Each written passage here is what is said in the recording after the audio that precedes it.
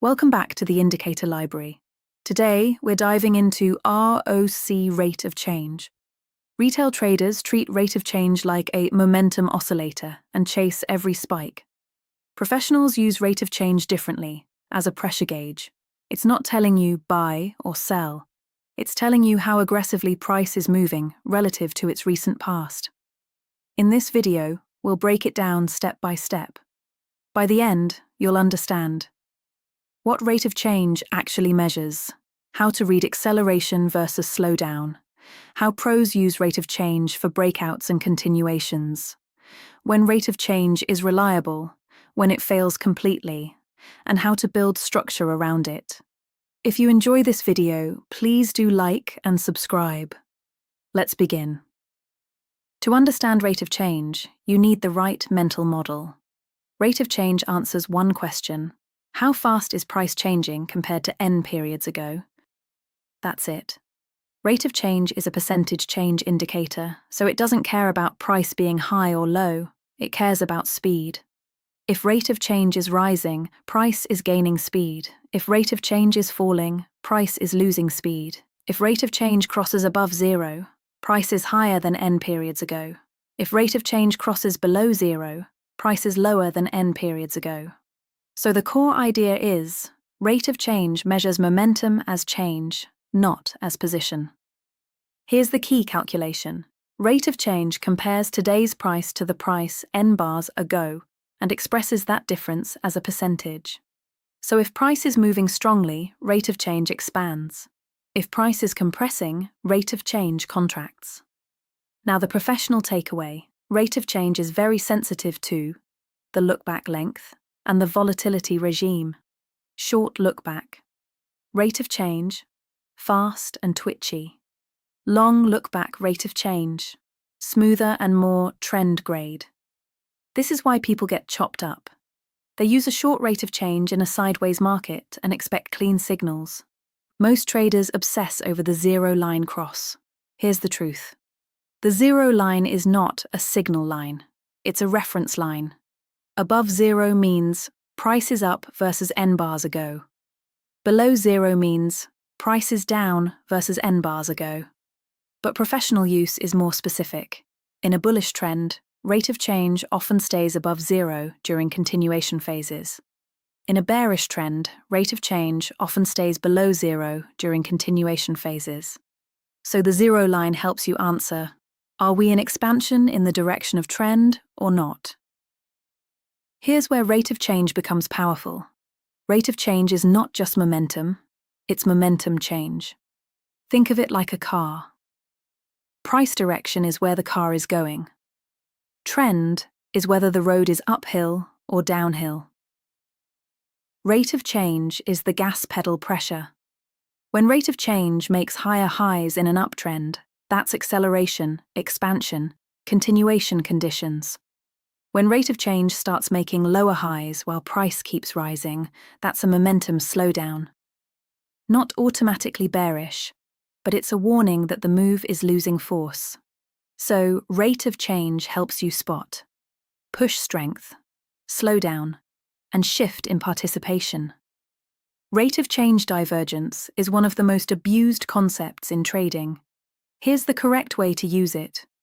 If price makes a higher high, but rate of change makes a lower high, that means price is still rising, but it's rising with less speed. That's not an entry. That's a context flag. Professionals treat divergence as stop assuming continuation is free. You then look for structure confirmation, failure to hold a key level, breakdown of a trend line, rejection at resistance, shift in market regime. Divergence without structure is just noise. Here are 3 professional ways rate of change is used. 1. Breakout validation. If price breaks a level and rate of change expands strongly, that supports real momentum behind the move. If price breaks a level but rate of change is weak, it's more likely to be a fakeout or a stop run. 2. Pullback timing in trend. In a bullish trend, rate of change often dips towards zero during pullbacks, then turns up again on continuation. So the turn is your timing tool. but only after bias is already defined by structure. 3. Regime shift warning. If a market was trending and rate of change compresses for a long time, that often signals the trend is transitioning into balance. Rate of change doesn't tell you the new direction. It tells you the engine is no longer pushing the same way. Rate of change becomes far more reliable when you pair it with confirmations. Here are the best confirmations: structure breakouts, retests, support, resistance, trend lines. Volatility filter. If volatility is dead, rate of change will whip. Volume, participation.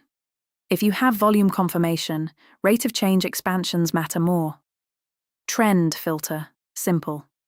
For example, only take bullish rate of change continuation signals when price is above a key moving average or above a structure level. The goal is simple. Rate of change confirms the push. Structure defines the plan. Here are the big rate of change mistakes. Mistake 1. Treating rate of change spikes as instant entries. Spikes often occur at the end of a move, not the start. Mistake 2.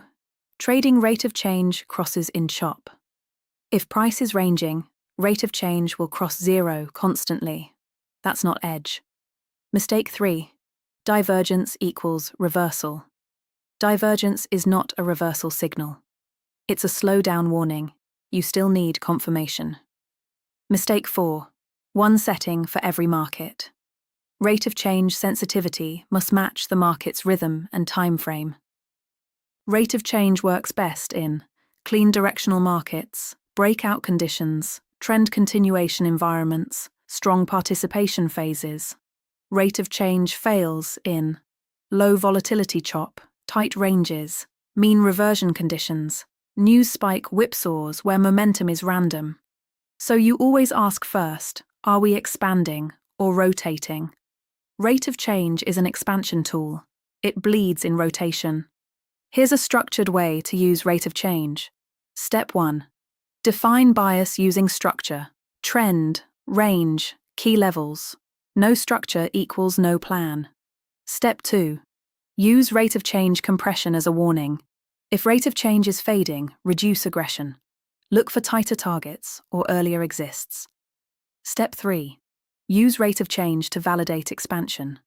If you're trading a breakout or continuation, you want rate of change to expand in the direction of the trade. Step 4. Use divergence as a context flag, not a trigger. Only act when structure confirms the shift. Step 5. Treat the zero line as regime guidance. In trend conditions, staying below zero supports continuation. In chop, ignore it. It will bait you. Levels first, rate of change second. Hi, I'm Indy. So let's summarize. ROC, rate of change, measures how fast price is moving relative to N periods ago. It's a percentage change indicator, a momentum speed gauge. Above zero means price is higher than N bars ago. Below zero means price is lower. Rising rate of change signals acceleration. Falling rate of change signals slowdown. Professionals use rate of change to validate breakouts, confirm continuation, and warn of regime transitions. Rate of change works best in clean directional expansion and fails in low volatility chop. Used properly, rate of change becomes a clean momentum confirmation tool. Used emotionally, it becomes a spike-chasing machine. If this helped clarify things for you, make sure you like and subscribe, and explore the rest of the indicator library.